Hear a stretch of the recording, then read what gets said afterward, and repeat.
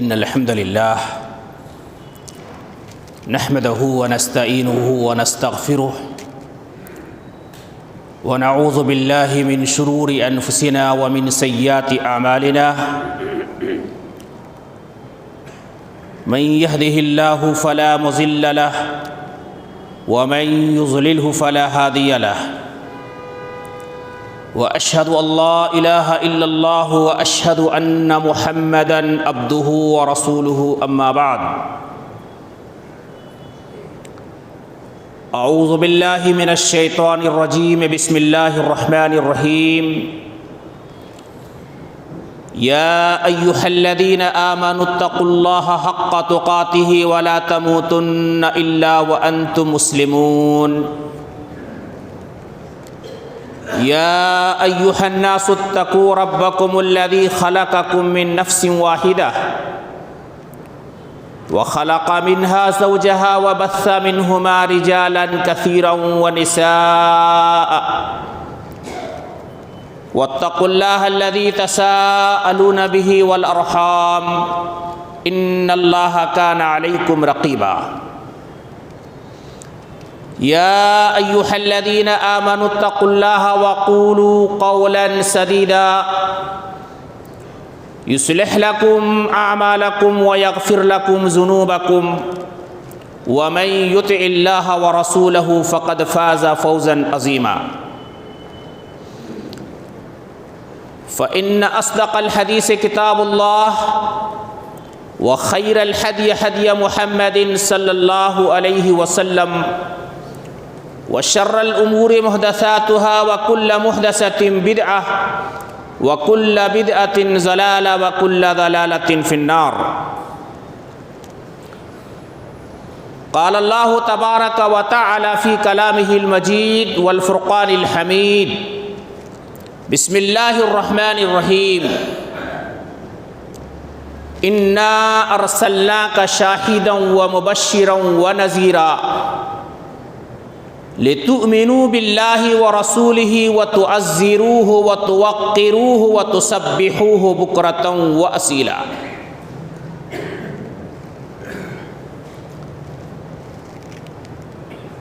تمام قسم کی تعریف و توصیف کبریائی اور بڑائی اللہ رب العالمین کے لیے لائق اور زیبا ہے، جو رب العالمین پوری کائنات کا خالق و مالک اور پالن ہار ہے، جس اللہ رب العالمین کے ہم آپ پر بہت سے انعام و اکرام ہیں، اور سب سے بڑی نعمت کہ اللہ تعالیٰ نے ہم سبوں کو دین اسلام کی توفیق دی۔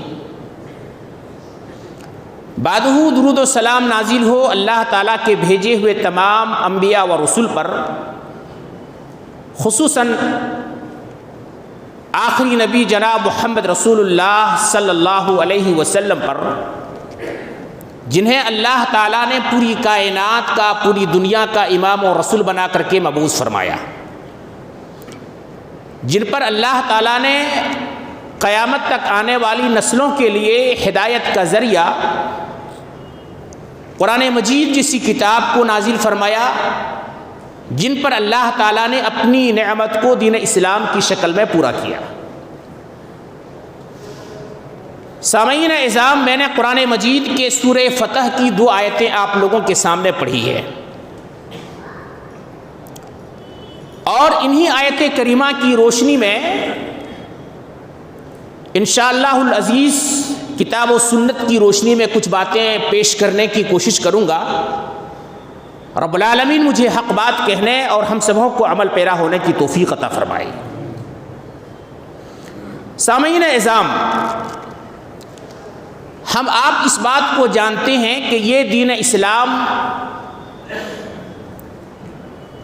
ایک ایسا مذہب ہے جسے دین حنیف بھی کہتے ہیں، دین حق بھی کہتے ہیں، اور قیامت تک اللہ رب العالمین کی نگاہ میں یہی دین اسلام محبوب اور پسندیدہ دین ہے۔ یہ دین اسلام ہم آپ تک جو پہنچا ہے، اس کے لیے نبی اکرم صلی اللہ علیہ وسلم اور صحابہ کرام نے بڑی بڑی قربانیاں پیش کی ہیں۔ ہم سب جانتے ہیں کہ اللہ کے نبی صلی اللہ علیہ وسلم کی نبوت کے 23 سالہ زندگی، کوئی ایسا دن اور رات نہیں، کوئی ایسا ہفتہ اور مہینہ نہیں کہ اللہ کے نبی صلی اللہ علیہ وسلم نے دین اسلام کے لیے قربانی پیش نہ کی ہو۔ تاریخ پڑھیے، دیکھیے کہ اللہ کے نبی صلی اللہ علیہ وسلم مکہ کے اندر سب سے اچھے آدمی، لوگوں کی نگاہ میں امین ہیں، صادق ہیں، لوگوں کے ہمدرد ہیں، لوگوں کے بوجھ اٹھانے والے ہیں، لوگوں کے مدد کرنے والے ہیں۔ لیکن جو ہی اللہ کے نبی صلی اللہ علیہ وسلم نے مکہ کے کوہ صفا میں لوگوں کو بلایا اور جمع کیا، اور جمع کرنے کے بعد لوگوں سے پوچھا کہ تم لوگ مجھے کیسے پاتے ہو، تم لوگوں کی نگاہ میں کیسا آدمی ہوں؟ لوگوں نے کیا کہا کہ ما جربنا الا صدقا، اے محمد صلی اللہ علیہ وسلم ہم نے آپ پہ ہمیشہ سچ کا تجربہ کیا ہے، آپ اچھے ہیں، آپ صادق ہیں، ہمیشہ سچ بولتے ہیں۔ اللہ کے نبی صلی اللہ علیہ وسلم نے کیا فرمایا؟ کہا کہ قولوا لا الہ الا اللہ تفلحوا، لوگو لا الہ الا اللہ کہہ دو، کامیاب ہو جاؤ۔ عرب بھی تمہارا ہوگا، عجم بھی تمہارا ہوگا۔ لا الہ الا اللہ کے معنی اور مفہوم مکہ کے لوگ جانتے تھے۔ فوراً کیا کہے کہ تبا لک یا محمد، اے محمد تو برباد ہو جائے، تو خاک آلود ہو جائے، تو نے ہمیں اسی لیے جمع کیا تھا، یہی بات کہنے کے لیے یہاں اکٹھا کیا تھا۔ اپنے لوگ دشمن بن گئے۔ کل تک جو آپ کو امین کہتے تھے، صادق کہتے تھے، کل تک جو آپ کی عزت و احترام کرتے تھے، وہ آپ کے دشمن بن گئے۔ اور پھر دشمنی شروع ہوئی۔ اللہ کے نبی صلی اللہ علیہ وسلم کو آپ سب جانتے ہیں کہ لوگوں نے برا بھلا بھی کہا، لوگوں نے آپ کے راستے پہ کانٹے بھی بچھائے، لوگوں نے آپ کو مارنے کی سازشیں بھی کی، لوگوں نے آپ کو زخم بھی دیا، لوگوں نے آپ کو آپ کے گھر سے جلا وطن کرنے پہ مجبور کر دیا۔ آپ اپنے گھر بار کو چھوڑ کر کے مکہ سے مدینہ چلے گئے، اور پھر انہی لوگوں سے جو اپنے لوگ ہیں، اپنے قرابت دار ہیں، اپنے رشتہ دار ہیں، صرف دین اسلام کی خاطر کئی جنگیں لڑی۔ صحابہ کرام رضی اللہ تعالیٰ علیہ مجمعین کی زندگی کو دیکھیے، صحابہ کرام نے بھی دین اسلام کے لیے اپنے جان کی، مال کی، تن کی، من کی، سارے چیزوں کی قربانیاں پیش کی۔ میرا سوال یہ ہے، نبی صلی اللہ علیہ وسلم نے، صحابہ کرام نے، تابعین نے، تبع تابعین نے، سلف صالحین نے اپنی اپنی ذمہ داریوں کو ادا کر دیا۔ نبی اکرم صلی اللہ علیہ وسلم کا فرمان ہے کہ لا نبی بعدی، میرے بعد اب کوئی نبی آنے والے نہیں۔ اب یہ دین کا کام، اسلام کے تبلیغ کا کام، اسلام کو دوسروں تک پہنچانے کا کام، قرآن اور سنت کی خدمت کا کام کس کی ہے؟ یہ امت مسلمہ کی، ہماری ہے، آپ کی، ہر فرد بشر کی۔ علماء کرام نے، محدثین اعظام نے نبی اکرم صلی اللہ علیہ وسلم کے حقوق ہم مسلمانوں پہ جو ہیں، ہمارے اوپر، آپ کے اوپر، ہر مسلمان پہ جو ہے تقریباً 10 سے زائد حقوق بتلائی۔ ان میں سے آج جمعہ کے خطبے پہ میں 3-4 حقوق کا تذکرہ کروں گا۔ یاد رکھیے، ہر مسلمان کی جو اللہ تعالیٰ اور اللہ کے نبی پہ ایمان رکھتے ہیں، ان پہ ان حقوق کی ادائیگی ضروری ہے۔ اللہ تعالیٰ قیامت کے دن پوچھے گا، سوال کرے گا، تم نے ان حقوق کی ادائیگی کی تھی نہیں کی تھی؟ نبی صلی اللہ علیہ وسلم کے حقوق کو تو نے پورا کیا تھا کہ نہیں کیا تھا؟ جس طرح ایک آدمی اپنے ماں باپ کے حقوق، بیوی بچوں کے حقوق، پڑوسی کے حقوق، رشتہ داروں کے حقوق کو ادا کرتا ہے، اس سے کہیں زیادہ نبی صلی اللہ علیہ وسلم کے حقوق کی ادائیگی ہمارے اوپر، آپ کے اوپر ضروری ہے۔ پہلا حق، اگر ہم آپ مسلمان ہیں تو نبی اکرم صلی اللہ علیہ وسلم پہ کامل ایمان ہونی چاہیے، مکمل ایمان ہونا چاہیے۔ آج کے مسلمانوں کو کہیے یا پوچھئے، ہر کوئی کہیں گے کہ مجھے اللہ اس کے رسول پہ ایمان ہے، لیکن اس بیچارے کو یہ پتہ نہیں کہ ایمان کا معنی کیا ہے، ایمان کا مفہوم کیا ہے، ایمان کا مطلب کیا ہے، ایمان کا غرض و غایت کیا ہے، ایمان کے شرائط کیا ہیں، ایمان کے قواعد کیا ہیں۔ یہ ہر شخص کی ذمہ داری ہے کہ ایمان کے تعلق سے جانیں، علم رکھیں۔ آج ہمارا ایمان کیسا ہے؟ صبح میں کچھ ہوتا ہے، شام میں کچھ ہوتا ہے، گھر میں ایمان کچھ ہوتا ہے، بازار میں ایمان کچھ اور ہوتا ہے، مسجد میں آتے ہیں ایمان کچھ اور ہوتا ہے، مسجد سے باہر نکلتے ہیں ہمارا ایمان کچھ اور ہوتا ہے۔ ایمان کیسے ہو؟ قرآن مجید میں اللہ تعالیٰ کا فرمان ہے کہ آمنوا کما آمن الناس۔ اگر تمہیں ایمان ہی لانا ہے، اگر تم مسلمان بنے ہو، اللہ اس کے رسول پہ تمہارا ایمان ہے، تو ویسے ایمان لاؤ جیسے صحابہ کرام رضی اللہ تعالی علیہم اجمعین کا ایمان تھا۔ ہمارا ایمان اتنا کمزور نہیں ہونا چاہیے، اتنا ہمارا ایمان ضعیف اور کمزور نہیں ہونا چاہیے کہ کوڑی کے بھاؤ بک جائے۔ ہمارا ایمان ابو بکر صدیق کے جیسا ایمان ہو، حضرت عمر فاروق کے جیسا ایمان ہو، حضرت عثمان بن عفان کے جیسا ایمان ہو، حضرت علی بن ابی طالب کے جیسا ایمان ہو، حضرت بلال حبشی کے جیسا ایمان ہو، حضرت سمیہ رضی اللہ عنہا کے جیسا ایمان ہو، کہ پہاڑ جیسی مصیبت بھی آ جائے لیکن اس کے ایمان کے اندر ذرہ برابر بھی کمزوری نہیں پیدا ہوتا ہے۔ آج ہم لوگ کیا ہیں؟ ایمان کے معاملے پہ چھوٹی چھوٹی باتوں پہ کمزور پڑ جاتے ہیں، ایمان کو بھلا بیٹھتے ہیں۔ یاد رکھیے کہ ایمان کے بغیر کوئی بھی عمل بھی قابل قبول نہیں۔ تو ایمان کے تعلق سے ہمیں آپ کو جاننا ضروری ہے، معلوم ہونا ضروری ہے کہ اگر ہم نے اللہ اس کے رسول پہ ایمان لے آیا ہے تو اس کا یہ مطلب ہے کہ اللہ اس کے رسول کی مکمل پیروی کرنی ہوگی۔ ایک حق۔ دوسرا حق ہمارے اوپر جو نبی صلی اللہ علیہ وسلم کے ہیں وہ ہے اتباع کرنا، پیروی کرنا ہے، نبی صلی اللہ علیہ وسلم کے باتوں کو ماننا ہے، قبول کرنا ہے۔ اور یہی چیز آج کے مسلمانوں کو نہیں ہو پاتا ہے۔ سنتے سب کچھ ہیں، جانتے سب کچھ ہے، علم سب رکھتے ہیں، لیکن عمل کی بات آتی ہے تو پیچھے ہٹ جاتے ہیں۔ اس کا مطلب یہ کہ ہمارا ایمان کمزور ہے، جیسا ایمان لانے چاہیے تھا ہم نے ایمان نہیں لایا ہے، جیسا صحابہ کرام نے ہمیں آپ کو سبق دیا ہے ویسا ہم نے سبق سیکھا نہیں۔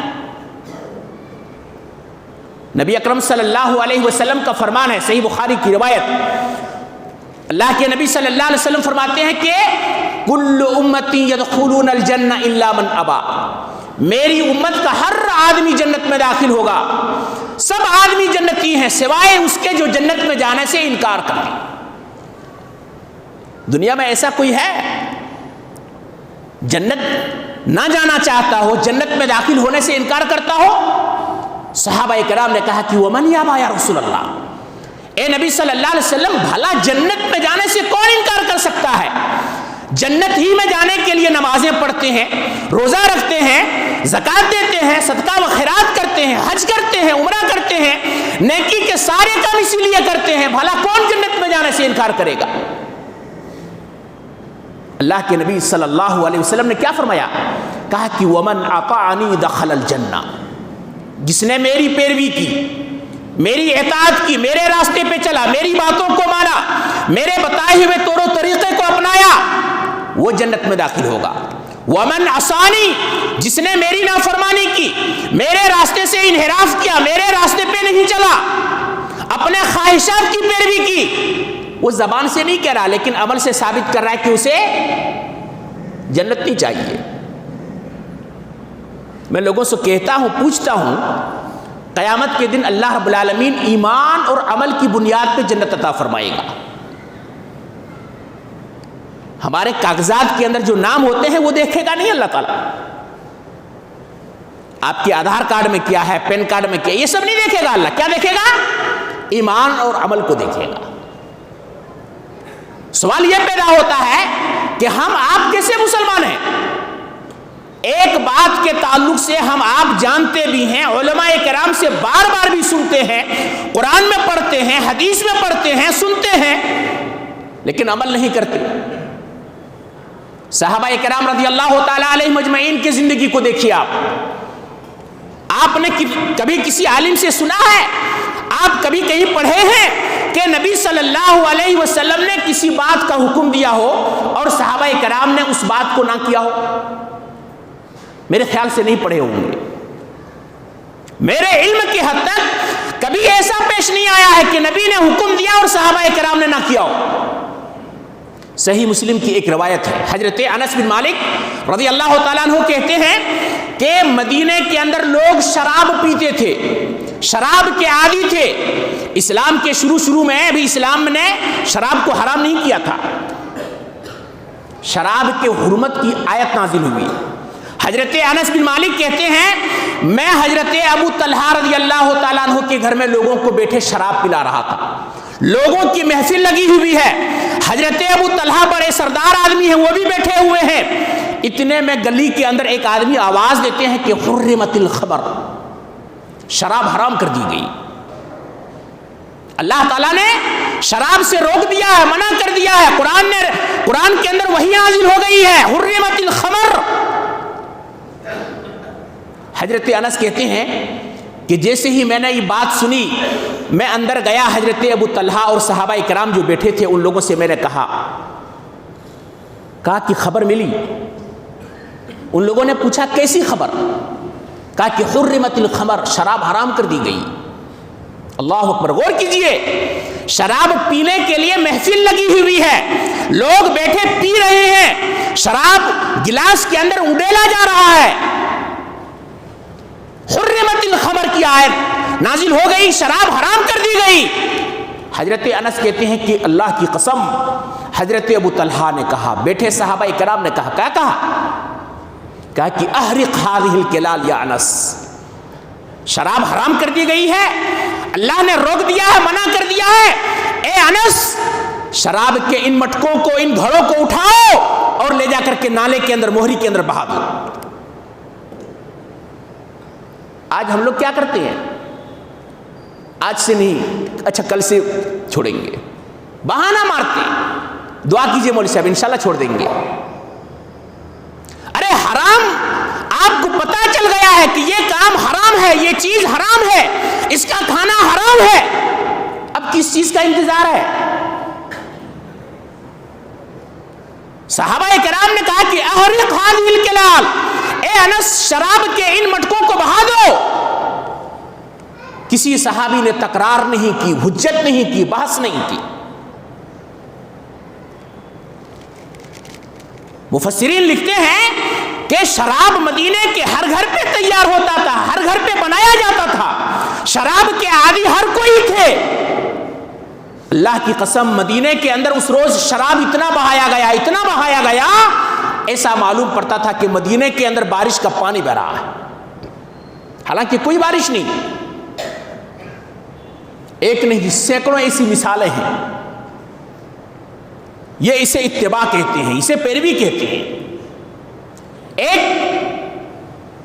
تیسرا حق جو آج ہمارے اوپر, ہر مسلمان کے اوپر ضروری ہے, جس کو ادا کیے بغیر ہم کامیاب نہیں ہو سکتے ہیں, جس کو ادا کیے بغیر ہم اللہ کے یہاں نجات نہیں پا سکتے ہیں, وہ کیا ہے؟ نبی صلی اللہ علیہ وسلم کے عزت و آبرو کی حفاظت کرنا. صحابہ کرام نے نبی صلی اللہ علیہ وسلم کی حفاظت کیے تھے, نہیں کیے تھے؟ بھئی کئی جنگیں ہوئی, صحابہ کرام ڈھال بن کر کے نبی صلی اللہ علیہ وسلم کی حفاظت کیے, جان کے ذریعے سے, مال کے ذریعے سے. آج ہمارے اسلام پہ اگر کچھ ہوتا ہے, نبی صلی اللہ علیہ وسلم کی ذات پہ کوئی غلط باتیں کرتا ہے, کبھی غور کرتے ہیں ہم؟ اگر ہمارے گھر, آپ پہ, ہمارے بیوی پہ, ہمارے بچے پہ, ہمارے ماں باپ پہ اگر کوئی کچھ بولے, فوراً ہم آپ غصہ ہو جاتے ہیں. میں یہ نہیں کہتا ہوں کہ جا کر کے آپ غلط کام کریں, نعوذ باللہ, ایسا مقصد نہیں, لیکن جو دفاع ہے طریقہ, جو حفاظت کا طریقہ ہے, اسلام نے ہمیں جو راستہ دیا ہے, آپ اس کے ذریعے سے اس کا جواب دیں. آج کوئی قرآن کا دشمن بنا بیٹھا ہے, کوئی نبی صلی اللہ علیہ وسلم کے تعلیمات کا دشمن بنا بیٹھا ہے, کوئی نبی صلی اللہ علیہ وسلم کی ذات پہ حملہ کرتا ہے, کوئی نبی صلی اللہ علیہ وسلم کی بیویوں پہ, ازواج مطہرات پہ حملہ کرتا ہے, کوئی اہل بیت پہ حملہ کرتا ہے، کیا ہماری آپ کی ذمہ داری نہیں ہے کہ ہم اس کا دفاع کریں؟ اگر اس کے سامنے یعنی اس کے اندر شکوک و شبہات ہے، اگر اس کے اندر لا علمی ہے، اگر اسے علم نہیں ہے، ہماری آپ کی ذمہ داری ہے کہ ہم اسے سمجھائیں، بتائیں۔ صحابہ کرام رضی اللہ تعالی علیہ مجمعین نے نبی اکرم صلی اللہ علیہ وسلم کی جان سے بڑھ کر کے حفاظت کی ہے۔ ایک دو نہیں، کئی ایسی مثالیں ہیں۔ جنگ احد کے اندر آپ دیکھ لیجئے، سن 3 ہجری میں اللہ کے نبی صلی اللہ علیہ وسلم اور مشرکین مکہ کے مابین ایک لڑائی ہوئی، جنگ احد۔ شروع میں مسلمان اس جنگ کے اندر جیت چکے تھے، کامیاب ہو چکے تھے، لیکن تھوڑی سی غلطی کی بنا پہ جیتے ہوئے جنگ مسلمان ہار گئے۔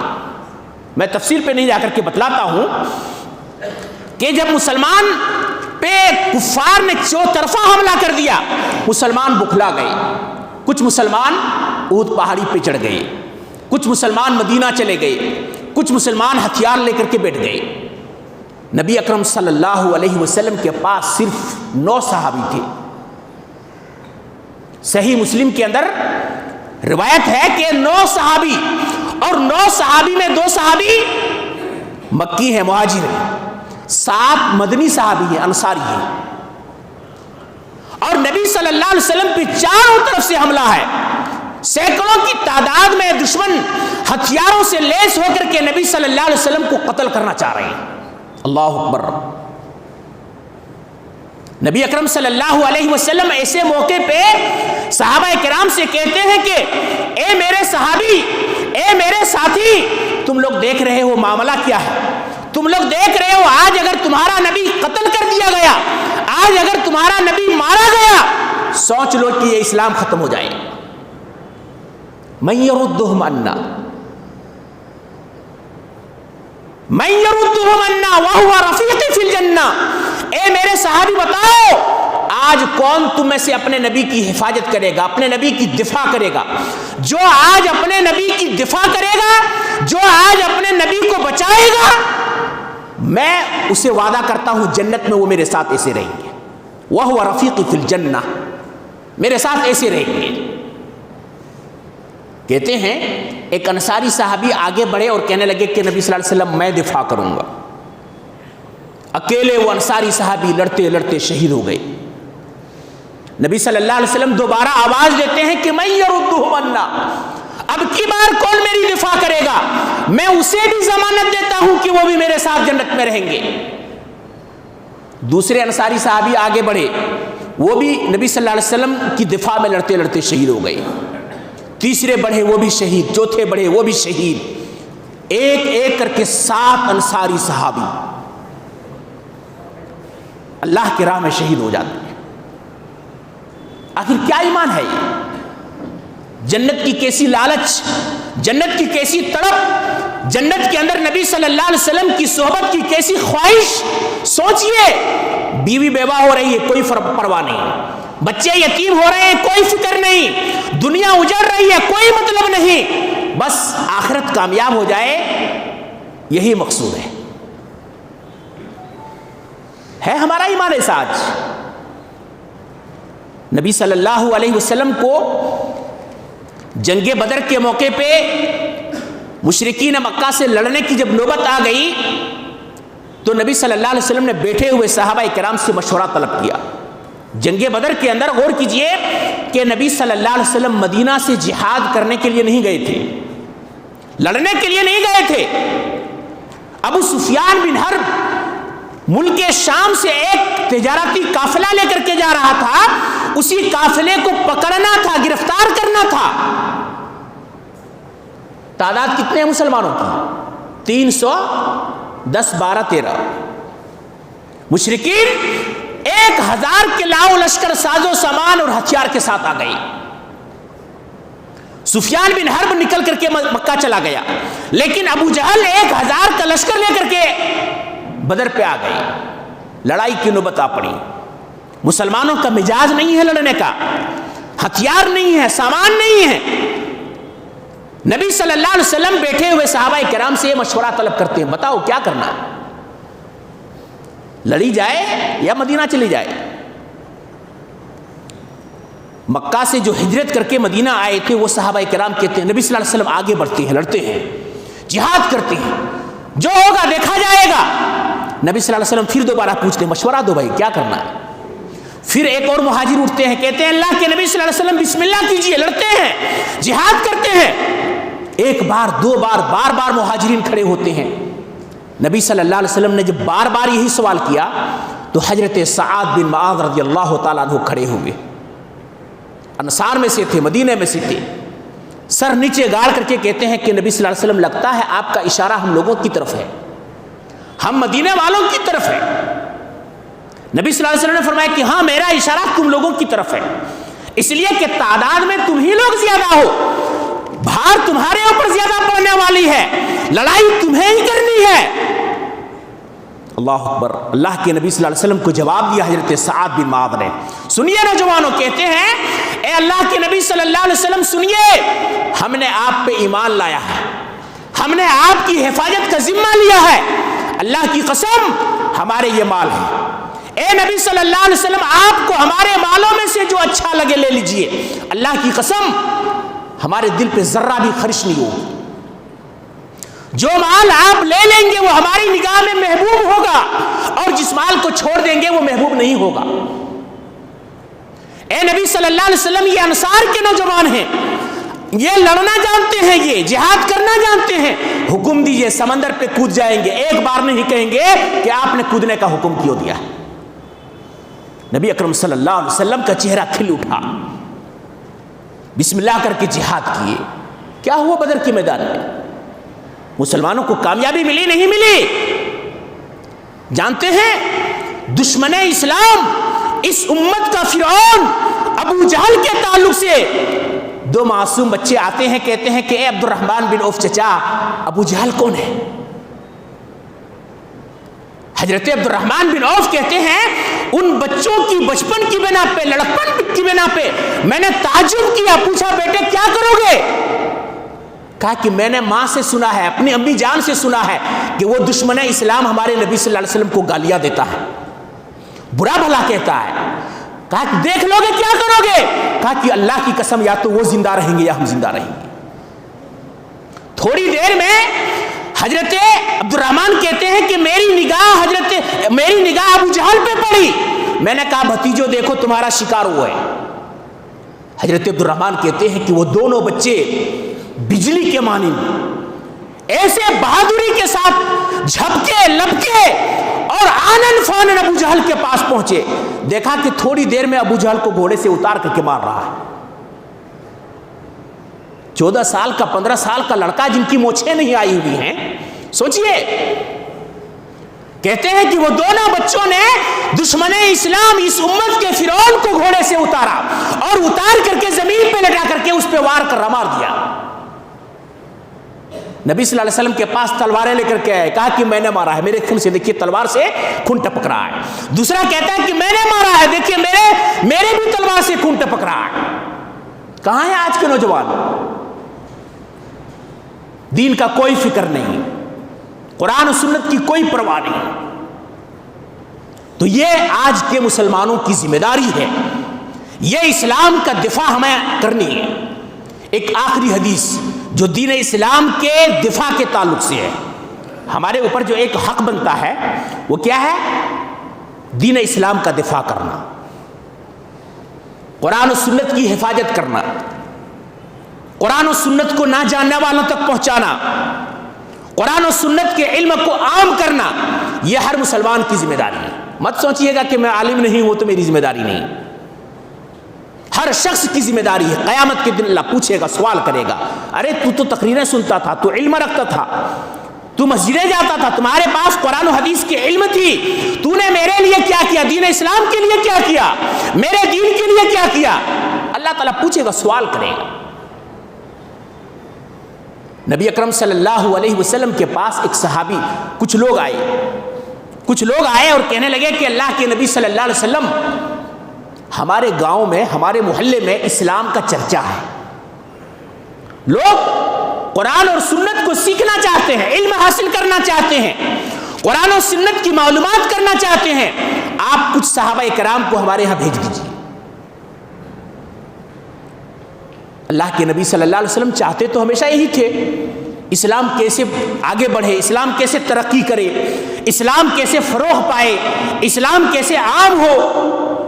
نبی اکرم صلی اللہ علیہ وسلم نے 70 صحابہ کرام کو بھیج دیا۔ کتنے؟ 70 صحابہ کرام، ایک دو نہیں۔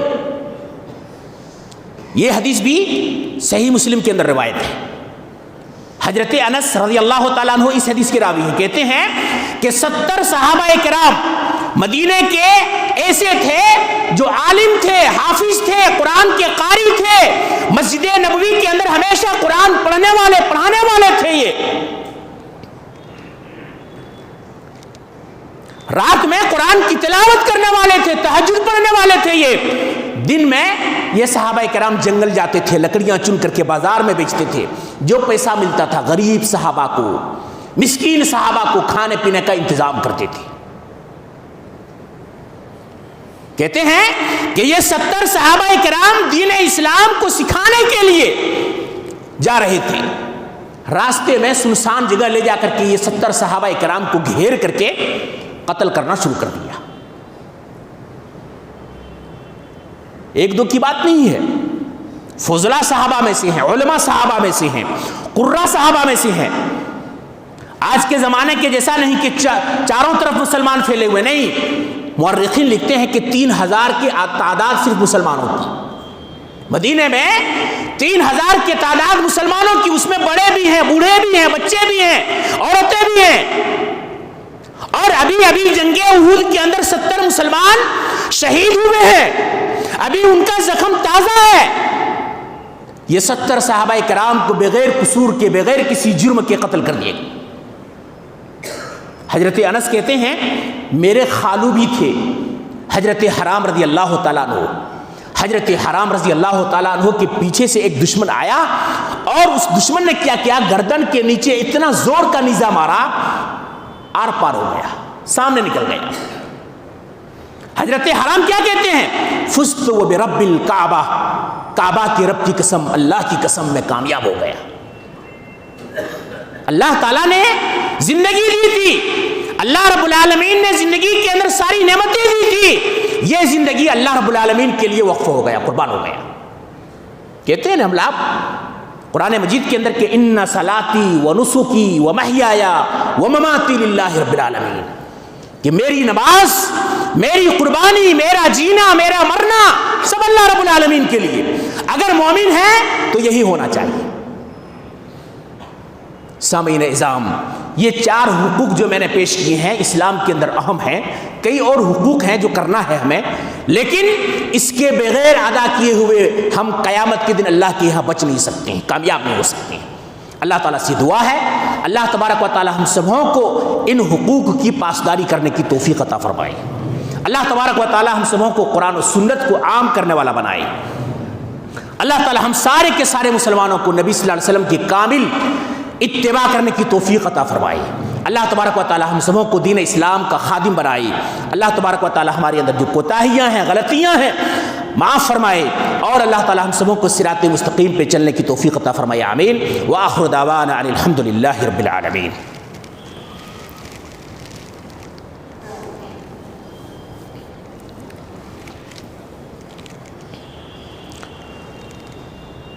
ان الحمد للہ نحمده ونستعينه ونستغفره ونعوذ بالله من شرور أنفسنا ومن سيئات أعمالنا، من يهده الله فلا مضل له ومن يضلله فلا هادي له، وأشهد أن لا إله إلا الله وأشهد أن محمدا عبده ورسوله، أما بعد، إن الله وملائكته يصلون على النبي يا أيها الذين آمنوا صلوا عليه وسلموا تسليما، اللهم صل على محمد وعلى آل محمد كما صليت على إبراهيم وعلى آل إبراهيم إنك حميد مجيد، اللهم بارك على محمد وعلى آل محمد كما باركت على إبراهيم وعلى آل إبراهيم إنك حميد مجيد۔